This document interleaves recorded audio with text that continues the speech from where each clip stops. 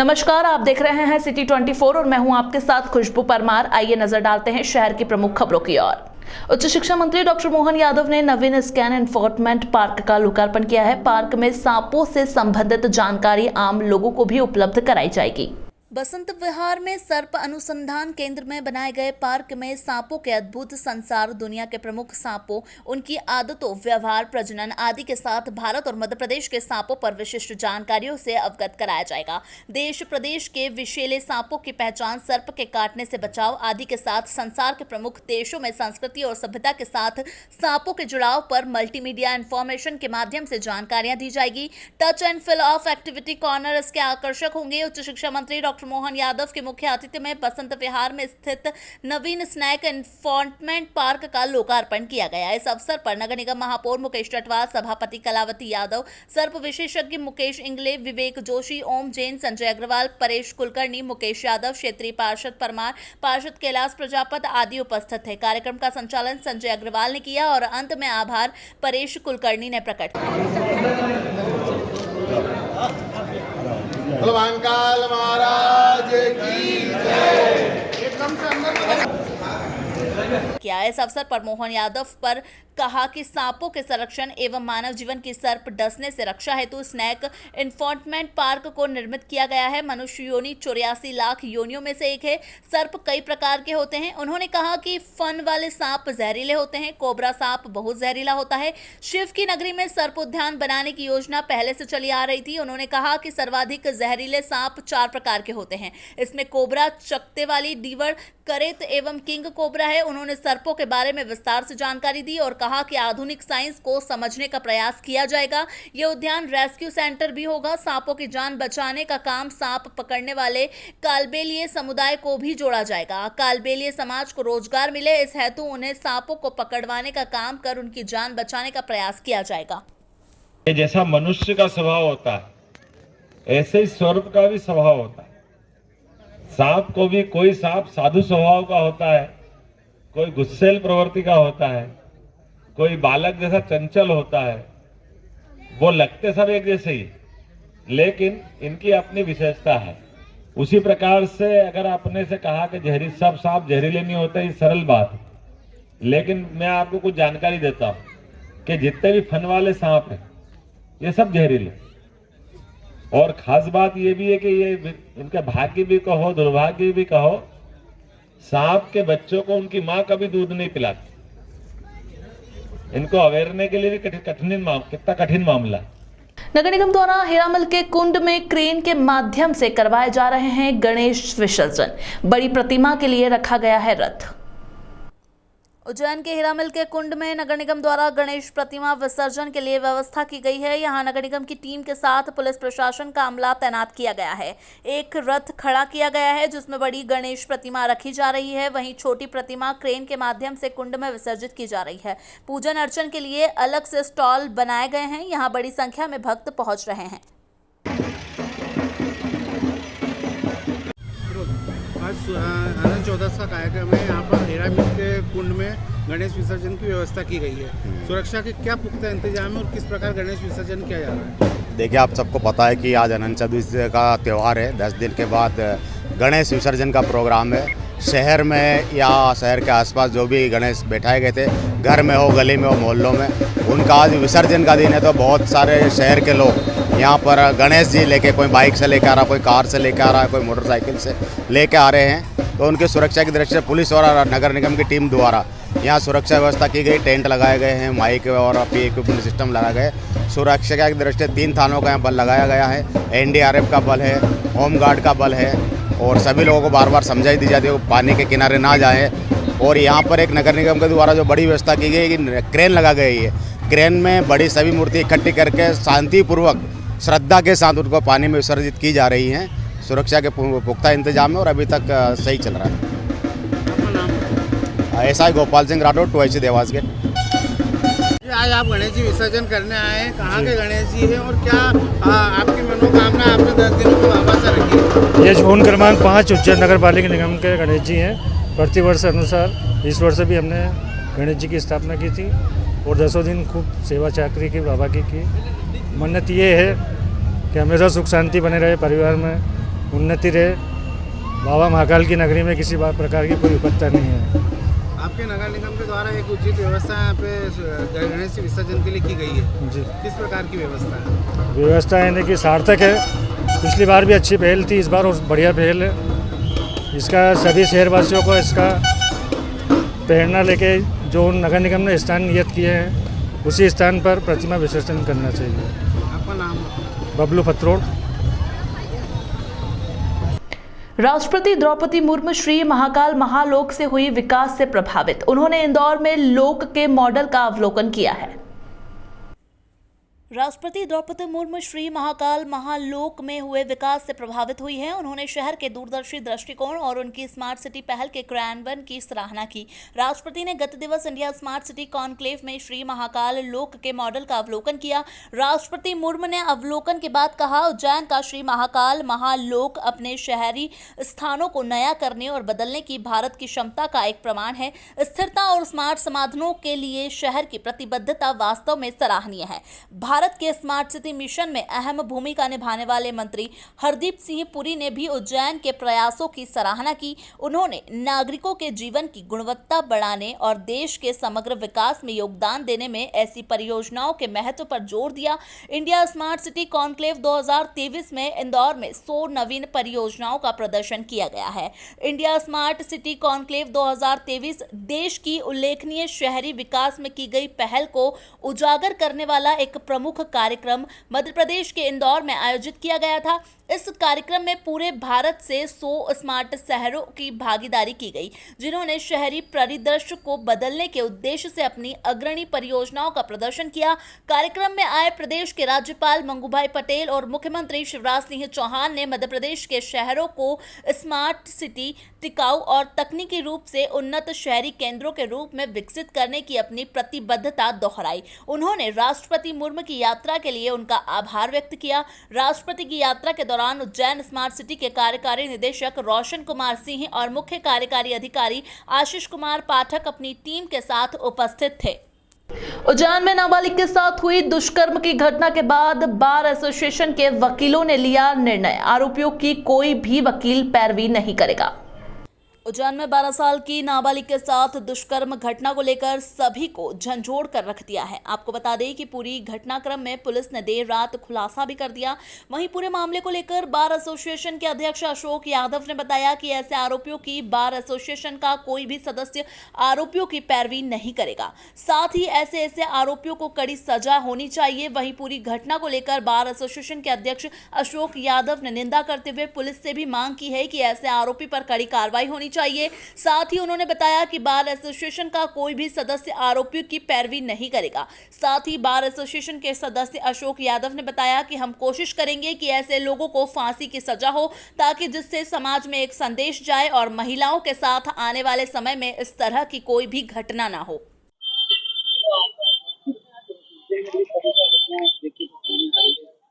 निश्चित ही हमारी धार्मिक नगरी को कलंकित करने वाली और शर्मसार करने वाली ये दुष्कर्म की घटना है। मासूम बच्ची के साथ जिस प्रकार से दरिंदगी की गई, ये इंसानियत का कलंक है। आज ऐसा लगता है कि इंसानियत मर गई और हैवानियत जिंदा है। इस घटना को लेकर जितनी निंदा की जाए कम है। बार एसोसिएशन का कोई भी अधिवक्ता, मैं उनसे अनुरोध करता हूं कि ऐसे दरिंदों की कोई पैरवी नहीं करे और कानून से हम न्यायालय के अंदर शीघ्र ट्रायल चलवा कर हम ये कोशिश करेंगे कि उसको कड़ी से कड़ी सजा मिले और जहां तक हो सके तो उसको फांसी की सजा दे, जिससे समाज में ये संदेश जाए कि किसी भी प्रकार से महिलाओं के साथ, अबोध बच्चों, मासूम बच्चों के साथ ऐसे दुष्कृत्य करने का कोई दुस्साहस नहीं करे। तो मैं जिला अभिभाषक संघ उज्जैन की तरफ से हम सभी वकीलों से अनुरोध करता हूँ और पुलिस प्रशासन से भी ये चेतावनी देता हूँ कि इन तथ्यों को कोई तोड़ मरोड़ के पेश नहीं किया जाए, साक्ष्य को सही ढंग से पेश किया जाए और ऐसे दरिंदों को उनको कड़ी सजा दिलाने के लिए उनका भी प्रयास होना चाहिए। अशोक यादव, अध्यक्ष जिला अभिभाषक संघ उज्जैन। 12 साल की मासूम बालिका के साथ हुई दरिंदगी के मामले में पुलिस ने मुख्य आरोपी सहित एक अन्य आरोपी को भी गिरफ्तार किया है। वहीं महाकाल थाना प्रभारी ने पीड़ित बालिका को गोद लेने की बात कही है। महाकाल थाना क्षेत्र में एक 12 वर्षीय बालिका के साथ हुई दरिंदगी के मामले में पुलिस ने घटना के मुख्य आरोपी नानाखेड़ा निवासी भरत सोनी नामक ऑटो ड्राइवर को गिरफ्तार किया है। वहीं पुलिस ने एक अन्य ऑटो चालक को भी साक्ष्य छुपाने के आरोप में आरोपी बनाया है। आज देर शाम को एसपी सचिन शर्मा ने पुलिस कंट्रोल रूम में मामले का खुलासा करते हुए बताया कि पुलिस की एसआईटी टीम सीसीटीवी फुटेज के आधार पर मुख्य आरोपी तक पहुंची। पुलिस ने आरोपी के खिलाफ धारा 376 और पास्को एक्ट में मामला दर्ज किया है। एसपी ने बताया कि शाम को पुलिस आरोपी को घटनास्थल पर लेकर गई थी, जहां आरोपी ने पुलिस अभिरक्षा से भागने का प्रयास किया, जिसमें वह गड्ढे में गिर गया और घायल हो गया। वहीं 2 पुलिस कर्मियों को भी चोटें आई है। वहीं महाकाल थाना प्रभारी अजय वर्मा ने पीड़ित बालिका को गोद लेने की बात कही है। तारीख को महाकाल थाना अंतर्गत एक घटनाक्रम हुआ था, जिसकी विवेचना एसआईटी के द्वारा की जा रही थी। इसमें आज जो है आरोपी की गिरफ्तारी कर ली गई है। आरोपी तक पहुंचने में एक मुखबिर है जिन्होंने काफ़ी सहयोग किया। इसके अलावा जो हमारा टेक्निकल डेटा था, जिसके बेसिस पे हमने 5 और लोगों से पूछताछ की थी, उनको भी इस विवेचना का पार्ट बनाया जाए। इसमें 2 पुलिस और आरोपी ने भी भागने का प्रयास किया, जिसमें वो चोटें लगी। सर, बच्ची की क्या जानकारी आई? बच्ची की हेल्थ बहुत स्टेबल है, वाइटल्स उसके ठीक हैं और जल्दी रिकवर कर लेगी। पेरेंट्स भी, जो उसके माता पिता हैं और उसके जो दादाजी जो वहाँ से चले हैं, वो भी जल्दी उससे मिल पाएंगे। सर, बच्ची को गोद भी लिया है थाना प्रभारी का। टीआई महाकाल अजय वर्मा जी का ये मानना था कि अगर इस घटना को वो जल्दी से जल्दी खुलासा करेंगे और पिता यदि उनके चाहेंगे और आर्थिक स्थिति यदि वो उनको अगर अलाउ करते हैं, तो कहीं ना कहीं जो शिक्षा का वह है वो अजय वर्मा जी उठाएंगे। फिलहाल वक्त हो चुका है एक छोटे से ब्रेक का, फिर मुलाकात होगी ब्रेक के बाद।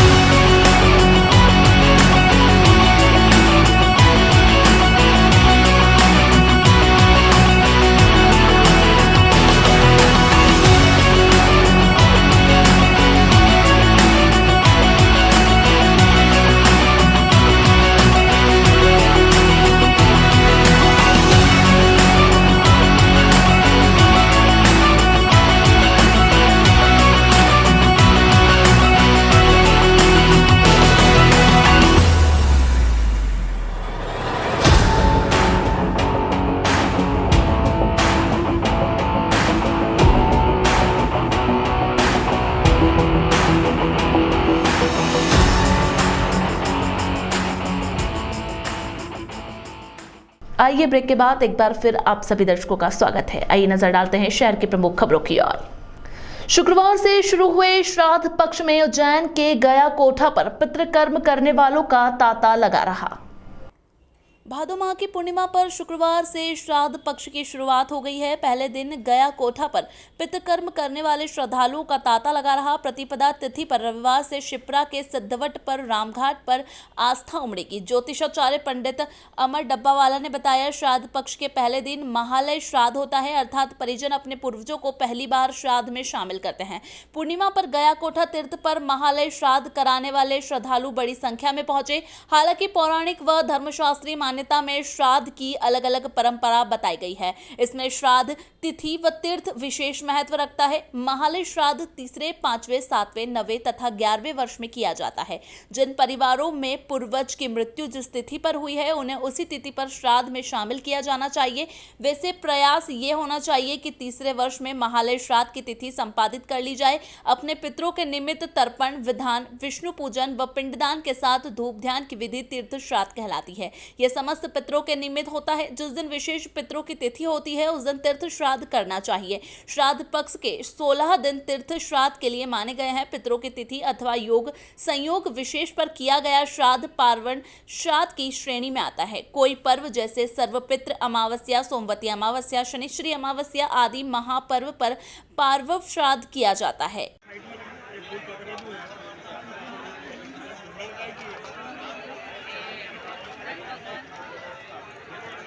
गया कोठा तीर्थ पर सालों से निर्माण कार्य अधूरे पड़े हैं। 3 साल पहले जितना भी नवनिर्माण हुआ था वह ध्वस्त हो जाता रहा है। तीर्थ पर अव्यवस्था का आभार है। प्रशासन द्वारा यहां श्रद्धालुओं की सुविधा के लिए किसी प्रकार के कोई इंतजाम नहीं किए गए हैं। पितृकर्म करने आए श्रद्धालु वाहनों को भीतर तक ले गए। बेतरतीब पार्किंग से लोगों को आवागमन में अच्छी खासी परेशानी हुई। व्यवस्था बनाने के लिए जिम्मेदार मौजूद नहीं थे। भाद्रपद मास के शुक्ल पक्ष की पूर्णिमा तिथि से महालय श्राद्ध की शुरुआत हो जाती है। इस बार महालय श्राद्ध 29 सितंबर से लेकर 14 अक्टूबर तक रहेंगे। श्राद्ध पूरे 16 दिन के रहेंगे। हालांकि तृतीया चतुर्थी की तिथि के संबंध में संयुक्त मत सामने आता है, फिर भी दिवस काल में कुतुब काल के अंतर्गत जो तिथि ग्राह्य होती है उसको स्वीकार कर लेना चाहिए और उसी तिथि में अपने पूर्वजों के निमित्त श्राद्ध करना चाहिए। इस बार महालय श्राद्ध 400 साल के बाद विशिष्ट ग्रह नक्षत्र मेखला की गणना आदि की स्थिति में आ रहे हैं। यही नहीं, पूर्णिमा के दिन और अमावस्या के दिन कुंजर छाया या गज छाया नाम का योग बन रहा है। गज छाया और कुंजर छाया के बारे में अलग अलग मान्यता है, अलग अलग प्रकार से इसके योग बनते हैं। शास्त्र की मान्यता से हम देखें तो इस प्रकार के ग्रह योगों में पूर्वजों के निमित्त अपनी श्रद्धा, जिसमें तर्पण, पिंडदान या नारायण बलि की पूजन या पितृ शांति, तीर्थ श्राद्ध आदि की क्रिया संपादित की जानी चाहिए। ऐसी मान्यता है कि यह सब प्रक्रिया विधिवत करने से पितरों को मोक्ष मिलता है, उनको ऊर्जा मिलती है, शक्ति मिलती है और अपने अग्रजों को वो मांगलिक आशीर्वाद देकर के पृथ्वी से गमन करते हैं। पंडित अमर डब्बावाला, उज्जैन। अनंत चतुर्दशी पर झिलमिल करती झांकियों का लंबा कारवां निकला, जिसमें बड़ी संख्या में लोग देर रात तक मौजूद रहे। रात 10 बजे से चामुंडा माता चौराहा से निकली झांकियों से शहर रोशन दिखाई दिया। सबसे पहले नगर निगम की पुष्पक विमान से माता जानकी को ले जाते हुए रावण, श्री राम का मारिच उद्धार कलश से छूटे फवारे और स्वच्छता का संदेश देती झांकियां निकली। पीएचई द्वारा बनाई गई चंद्रयान 3 की झांकी को सबने खूब सराहा। शाकाहार का संदेश देती बाबा जय गुरुदेव की झांकी ने भी लोगों का मन मोह लिया। रंग बिरंगी विद्युत से रोशन झांकियों का सिलसिला देर रात तक चलता रहा। नगर निगम की झांकियों को लोग 2 दिन तक फायर ब्रिगेड कार्यालय में ही निहार सकेंगे। कांग्रेस ने नाबालिग के साथ हुए अपराध को लेकर आरोपी को फांसी देने की मांग की है। इसको लेकर गांधी प्रतिमा पर मौन धारण किया गया। उज्जैन में नाबालिग के साथ दुष्कर्म की घटना ने सभी नागरिकों को हिलाकर रख दिया है। जनता के साथ सामाजिक और राजनीतिक संगठन भी आरोपी पर कड़ी कार्रवाई चाहते हैं और इस अपराध के लिए फांसी की मांग की जा रही है। महिदपुर विधानसभा क्षेत्र के कांग्रेस के नेता विजय सिंह गौतम ने उज्जैन में नाबालिग लड़की के साथ हुए जघन्य अपराध को लेकर भारतीय जनता पार्टी सरकार को आड़े हाथों लिया है। गुरुवार को अपने कार्यकर्ताओं के साथ गांधी बाल उद्यान में उन्होंने पहले मौन धारण किया और सरकार के खिलाफ नारेबाजी की। उनका कहना था कि एक और प्रदेश के मुख्यमंत्री शिवराज सिंह चौहान बेटियों को बचाने की चिंता करते हैं, लेकिन धार्मिक शहर उज्जैन में इस तरह का अपराध होना यह बताता है कि पुलिस और प्रशासन किस तरीके से निष्क्रिय है। विजय सिंह गौतम मीडिया से चर्चा करते हुए कहते हैं कि उनका मन बहुत दुखी है कि बाहर से आई एक नाबालिग बच्ची के साथ इस तरह का अपराध किया गया। उन्होंने प्रदेश सरकार के खिलाफ नारेबाजी और राज्यपाल से ये मांग की कि अपराधी को फांसी की सजा मिले। विजय सिंह गौतम ने बताया कि उज्जैन का पुलिस प्रशासन अगर ठीक से तत्परता से काम करता तो यह अपराध नहीं होता। गांधी बाल उद्यान के धरने के दौरान विजय सिंह गौतम के साथ उनके क्षेत्र के लोग भी मौजूद रहे। किस बात को लेकर आप लोग आज धरने में बैठे हैं? ये आज हमारी पवित्र धरती पे एक ऐसा कलंकित कार्य हुआ है कि आज 12 साल की एक बच्ची को दरिंदों ने इतना उनको लूटा, इतने उसके शरीर को खींचा, ऐसी हालत बना दी उसकी कि आज पूरा मध्य प्रदेश नहीं, पूरा हिंदुस्तान शर्मसार है।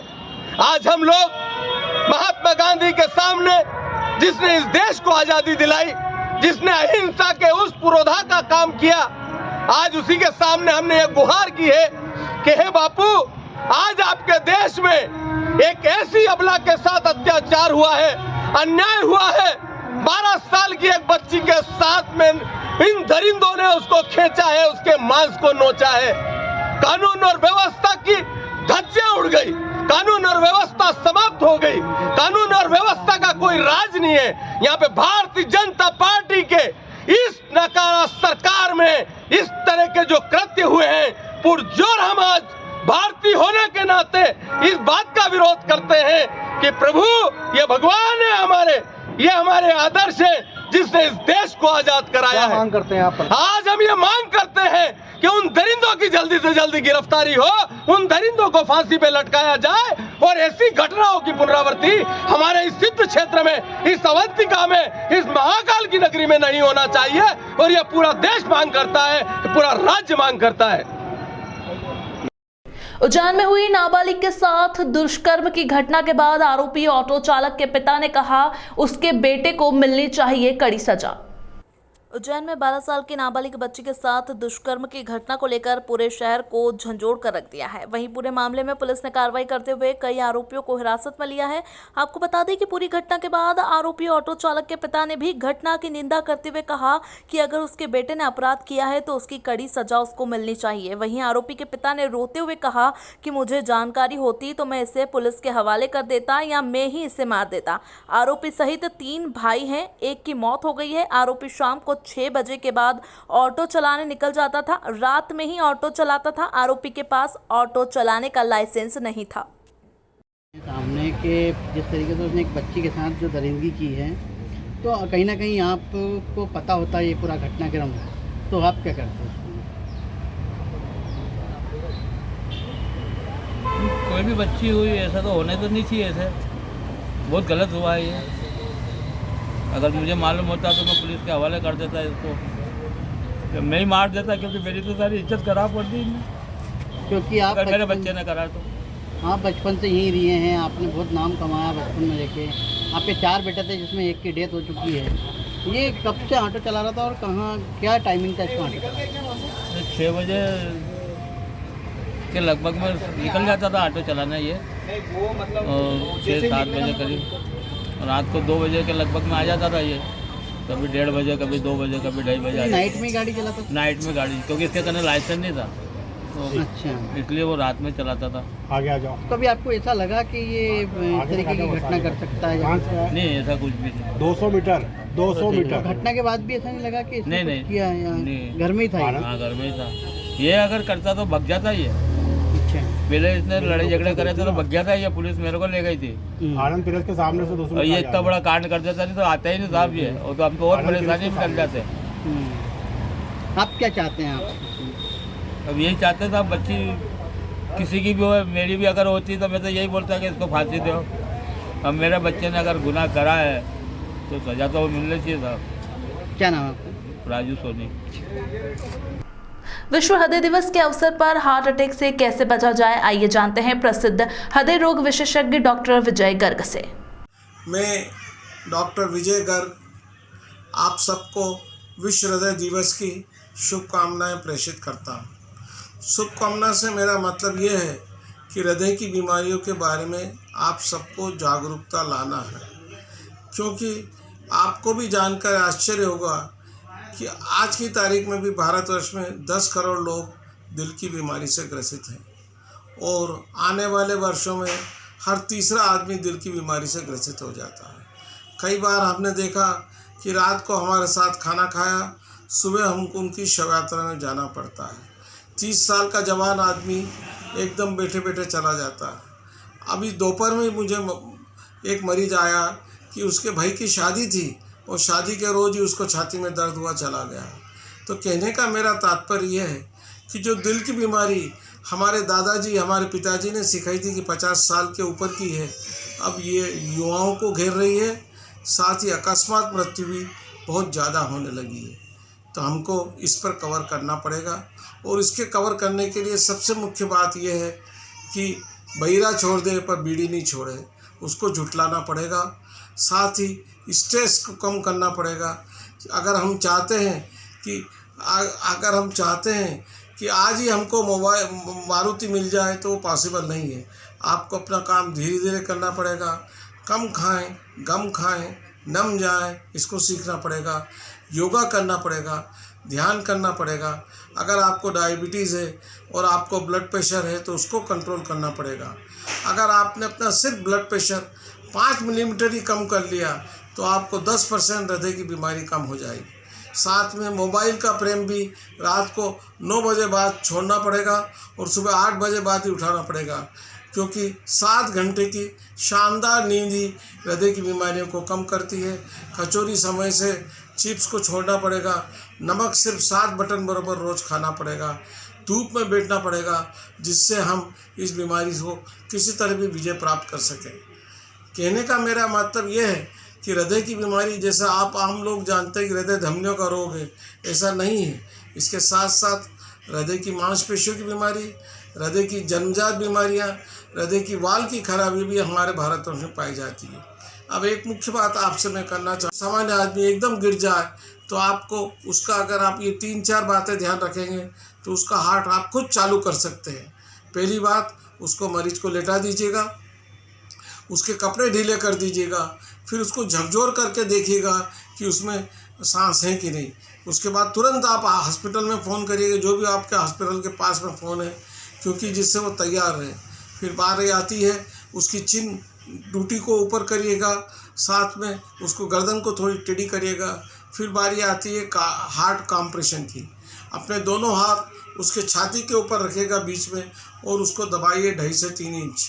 ये प्रक्रिया आपको 60 से 80 बार करना है, जब तक करना है कि जब तक एम्बुलेंस नहीं आ जाए, और एम्बुलेंस आए तो सतत करते हुए उसको हॉस्पिटल पहुंचाना है।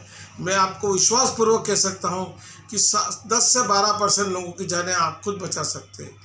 अगर आपके पास 2 आदमी हैं, एक और सहयोगी है, तो उसको सांस भी दे सकते हैं, पर 30 बार कंप्रेशन, 2 बार अपने मुंह से उसके मुंह में सांस देना है। ये प्रक्रिया करने से, क्योंकि इस दौरान हम लोग तो बहुत कम बाद में आते हैं, ये प्रक्रिया हर आदमी को सीखना है और हर आदमी को करना आना चाहिए। उसका मैं डायग्राम भी आपको संलग्न कर रहा हूँ, उसको भी देखिएगा और करिएगा। बहुत बहुत धन्यवाद। फिलहाल इस अंक में इतना ही। नई खबरों के साथ बने रहने के लिए देखते रहिए सिटी 24। नमस्कार।